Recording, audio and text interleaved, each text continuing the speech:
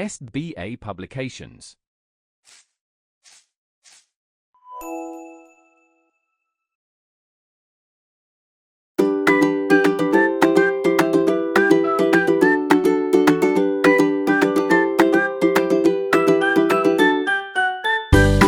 Hello my dear students, कैसे हैं आप सब।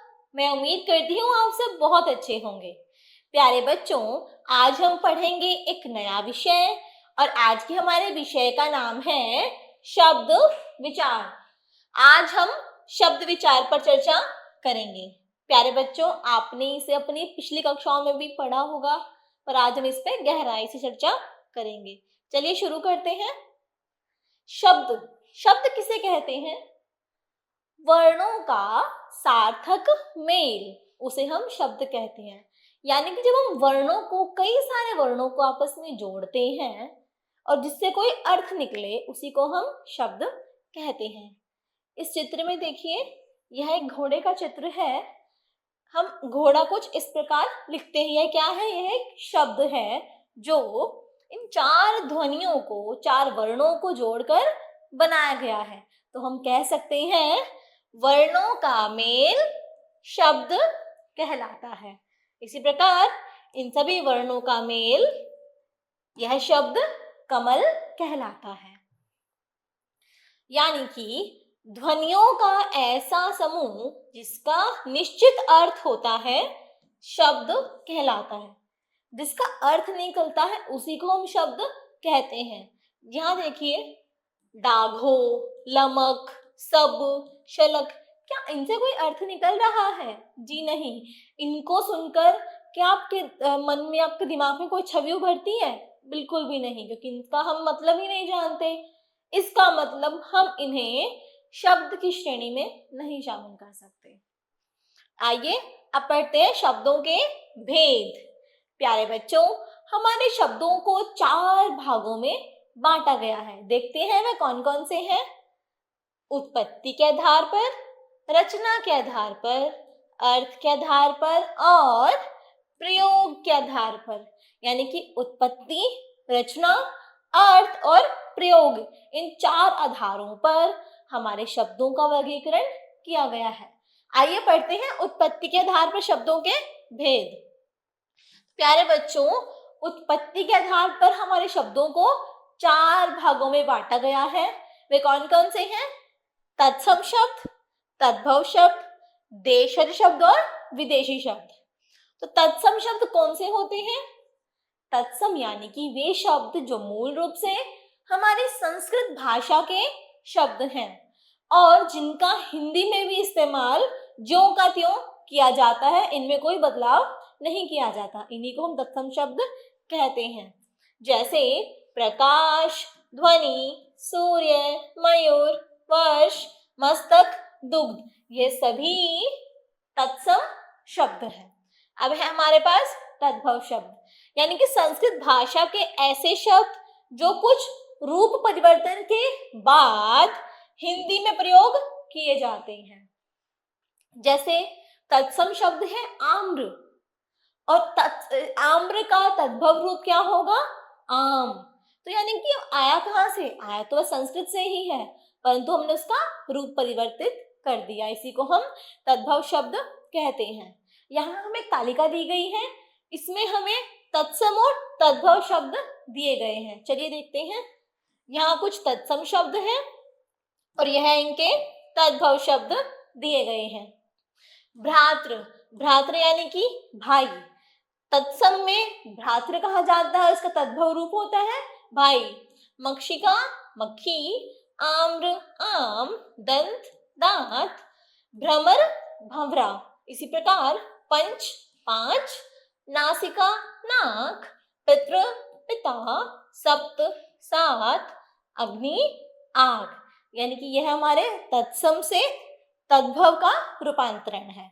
अब है हमारे पास देशज शब्द। देशज यानी कि वे शब्द जो मूल रूप से हमारी भाषा के, यानी हमारे देश की भाषा, भारतीय भाषा हिंदी के शब्द हैं, या हिंदी के शब्द या उसी के किसी बोली के शब्द हैं, उन्हीं को हम देशज शब्द कहते हैं। जैसे खिड़की, लोटा, पैसा, भिंडा, तेंदुआ, पगड़ी, यह सभी हमारे देशज शब्द हैं। अब है हमारे पास विदेशी शब्द। विदेशी शब्द यानी कि वे शब्द जो मूल रूप से हमारी हिंदी भाषा के शब्द ना होकर किसी दूसरे देश की भाषा के शब्द हैं। जैसे पुर्तगाली शब्द हो गए, अंग्रेजी शब्द हो गए, फारसी शब्द हो गए, इनको क्या कहते हैं हम? विदेशी शब्द कहते हैं। और हम हिंदी में भी इनका प्रयोग जो के त्यों ही करते हैं। यहाँ हमें अंग्रेजी के कुछ शब्द दिए गए हैं, आइए पढ़ते हैं। School, college, doctor, colony, bulb, engineer, school, camera, station, driver, ये सारे क्या हैं? अंग्रेजी के शब्द हैं। अब है हमारे पास तुर्की भाषा के शब्द। कुर्ता, तोप, बेगम, दारोगा, चाकू, कुली, कालीन, कैंची, चिक, बारूद। यहाँ हमें कुछ फारसी भाषा के शब्द दिए गए हैं, आइए देखते हैं। दोस्त, अचार, खून, अनार, चिलम, मुफ्त, सिपाही और रुमाल। अब है हमारे पास पुर्तगाली भाषा के शब्द। तंबाकू, कमीज, साबुन, बाल्टी, गोदाम, पादरी, गमला, कमरा और तौलिया। अब है हमारे पास अरबी भाषा के कुछ शब्द। औरत, इज्जत, रिश्वत, कागज, कब्जा, कर्जा, फकीर, आजाद, जुर्माना। तो ये हमारे अलग अलग भाषाओं के यानी अलग अलग विदेशी भाषाओं के शब्द हैं। अब है हमारे पास रचना के आधार पर शब्दों का वर्गीकरण। प्यारे बच्चों, रचना के आधार पर शब्दों को 3 भागों में बांटा गया है। रूढ़ शब्द, यौगिक शब्द और योग रूढ़ शब्द। आइए पढ़ते हैं रूढ़ शब्दों के बारे में। वे शब्द जो बहुत समय से चलते आ रहे हैं, कहने का तात्पर्य है जिनका इस्तेमाल जिस प्रकार किया जा रहा है अभी भी वैसे किया जा रहा है, उनमें कोई बदलाव नहीं किया जा सकता और इनके हम टुकड़े भी नहीं कर सकते। जो शब्द किसी वस्तु या प्राणी के लिए प्रयोग होते होते निश्चित हो गए हैं, मतलब अब उनका वो नाम फिक्स्ड कर दिया गया है, अब हम किसी और नाम से उनको नहीं जानते। इन्हीं को हम क्या कहते हैं? रूढ़ शब्द कहते हैं। जैसे गाड़ी, वृक्ष, पुष्प, मित्र, बालक। क्या वृक्ष का नाम सुनकर आप किसी और चीज को संकेत करेंगे? आप पेड़ समझेंगे, यानी कि यह कुछ निश्चित नाम है जिनसे आपके दिमाग में कोई ना कोई एक निश्चित छवि ही उभरती है। इन्हीं को हम रूढ़ शब्द कहते हैं।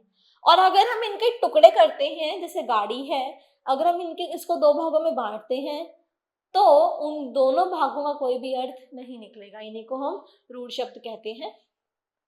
अब है हमारे पास यौगिक शब्द। यौगिक यानी कि जो युगम से बने हैं, मतलब जो 2 शब्दों के मेल से बने हैं, उन्हें ही हम यौगिक शब्द कहते हैं। वे शब्द जो 2 या 2 से अधिक शब्दांश या शब्दों के मेल से बनते हैं, उन्हें यौगिक शब्द कहते हैं। जैसे पाठ जमा शाला, और से एक नया शब्द बना है पाठशाला। पाठ का अर्थ अलग होता है, शाला अर्थ होता है अलग, इन दोनों का अर्थ निकलेगा पाठशाला। इसी प्रकार उप जमा हार, इनसे एक शब्द बना उपहार। ऐसे अन्य 2 दिए गए हैं, उन्हें आप स्वयं पढ़ सकते हैं। अब है हमारे पास योग रूढ़ शब्द।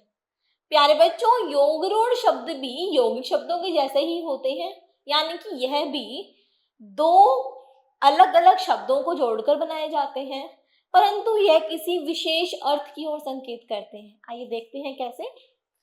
जिन शब्दों में रूढ़ तथा यौगिक दोनों प्रकार के शब्दों की विशेषता होती है और जो 2 या 2 से अधिक शब्दों के मेल से बनते हैं, उन्हें हम कहते हैं योग रूढ़ शब्द।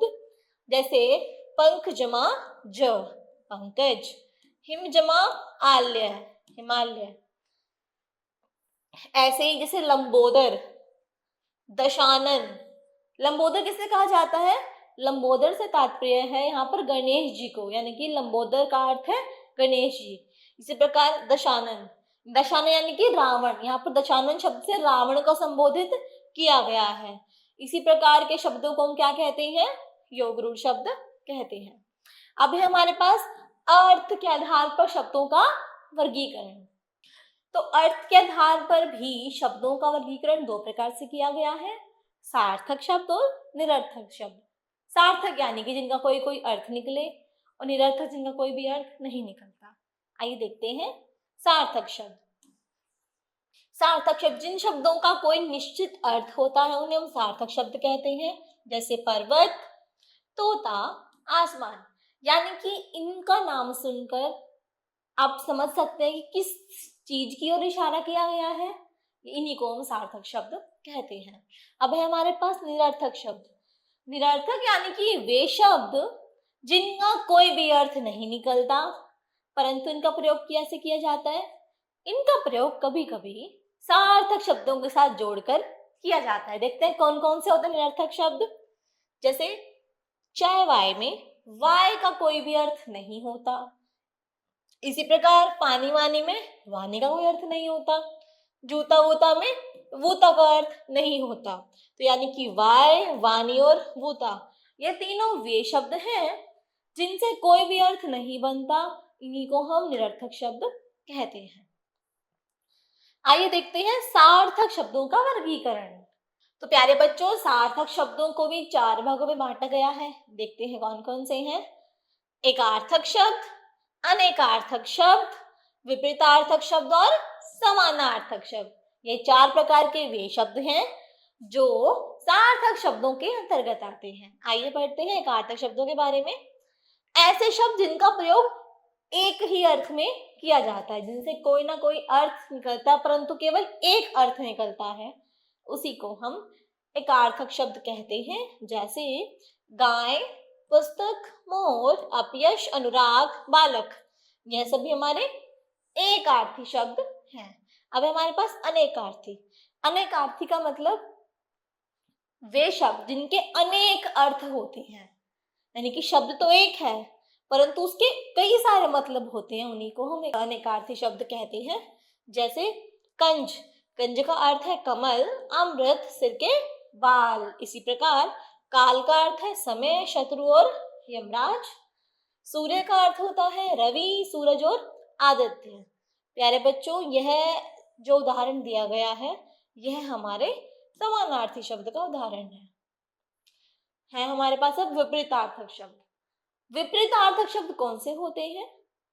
विपरीतार्थक शब्द वे शब्द होते हैं जो दूसरे के विपरीत होते हैं, यानी कि दूसरे के उल्टे होते हैं। जैसे इधर, उधर, आना, जाना, दिन, रात, जो दूसरे के बिल्कुल एक दूसरे के बिल्कुल उल्टे हैं, उन्हीं को हम विपरीतार्थक शब्द कहते हैं।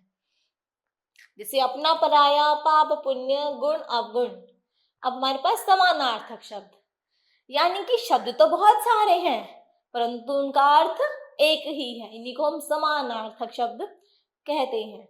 जैसे हो सकता है विद्यालय में आपका नाम कुछ और हो और आपके घर में आपकी माता या आपके पिताजी आपको किसी अन्य नाम से पुकारते हो, आपके मित्रों ने आपको कोई और नाम रख रखा हो, तो आप व्यक्ति तो एक ही है परंतु आपके नाम बहुत सारे हो गए, तो इन्हीं को हम क्या कहते हैं?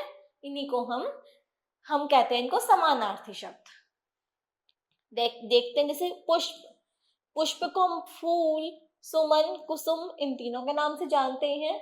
इसी प्रकार वस्त्र को हम कपड़ा, चीर, पट, इन तीनों नाम द्वारा भी पहचान सकते हैं। आइए पढ़ते हैं प्रयोग के आधार पर शब्दों का वर्गीकरण। तो प्रयोग के आधार पर भी शब्दों को 2 भागों में बांटा गया है, विकारी और अविकारी। तो विकारी कौन से होते हैं? वे शब्द जिनका रूप परिवर्तित हो जाता है। देखते हैं कैसे। वे शब्द जो लिंग, वचन और कारक के कारण अपना रूप बदल लेते हैं, उन्हीं को हम विकारी शब्द कहते हैं। और यह विकार किन किन में होता है? संज्ञा, सर्वनाम, विशेषण और क्रिया। ये 4 प्रकार के ही हमारे विकारी शब्द हैं। जैसे अब है हमारे पास अविकारी शब्द। वे शब्द जो लिंग, वचन, कारक इत्यादि के कारण भी अपना रूप परिवर्तन नहीं कर पाते, ऐसे शब्दों को हम अविकारी शब्द कहते हैं। इनमें कोई विकार ही नहीं, कोई कमी ही नहीं है। इनका एक अन्य नाम भी है, अन्य नाम है अव्यय। यह भी आप जरूर याद रखिए। अब है हमारे पास अविकारी शब्दों के प्रकार। इनमें क्रिया विशेषण, संबंध बोधक, समुच्चय बोधक और विस्मयादि बोधक, ये 4 प्रकार से वर्गीकरण किया गया है। आइए देखते हैं क्रिया विशेषण। जो शब्द हमारी क्रिया किस प्रकार हुई है उस क्रिया की विशेषता बताते हैं, इन्हीं को हम क्रिया विशेषण कहते हैं। जैसे धीरे धीरे, आगे, जल्दी, खूब, यहाँ। अब है संबंध बोधक, जो दूसरे से संबंध बताते हैं, आगे पीछे, ऊपर नीचे, विपरीत, अपेक्षा और समीप। अब है समुच्चय बोधक, जैसे चाहे, और, किंतु, यदि, एवं, या, कि। मतलब समुच्चय बोधक शब्द वे हैं जो दो अलग अलग शब्दों या वाक्य को एक साथ जोड़ देते हैं, इन्हीं को हम समुच्चय बोधक कहते हैं। अब है विस्मय आदि बोधक, यह हमें शोक, घृणा, हर्ष इत्यादि का अनुभव कराते हैं। जैसे ओ, आ, चुप, वाह, हाय, छी, उफ, हट। क्या ये सब क्या है? यह सभी शब्द हमारे विस्मयादि बोधक शब्द हैं। अब हमारे पास कुछ निपात शब्द, जैसे ही, भी, तो यह हमारे निपात शब्द हैं। प्यारे बच्चों, आइए एक बार दोहरा लेते हैं आज हमने क्या क्या सीखा। ध्वनियों का ऐसा समूह जिसका निश्चित अर्थ होता है वह शब्द कहलाता है। उत्पत्ति के आधार पर शब्द के 4 भेद हैं, तत्सम, तद्भव, देशज और विदेशी। रचना के आधार पर शब्दों को 3 भागों में बांटा गया है, रूढ़, यौगिक और योग रूढ़। अर्थ के आधार पर शब्दों के 4 भेद हैं, एकार्थक, अनेकार्थक, विपरीतार्थक और समानार्थक। और प्रयोग के आधार पर शब्दों के 2 भेद हैं, विकारी और अविकारी। प्यारे बच्चों, यहाँ पर आपको कुछ अभ्यास कार्य दिया गया है जो आपके इसी पाठ पर आधारित है। मैं उम्मीद करती हूँ आप ये अभ्यास कार्य खुद से कर पाएंगे। चलिए बच्चों, मिलते हैं अगली कक्षा में एक नए विषय के साथ। आज के लिए इतना ही। धन्यवाद।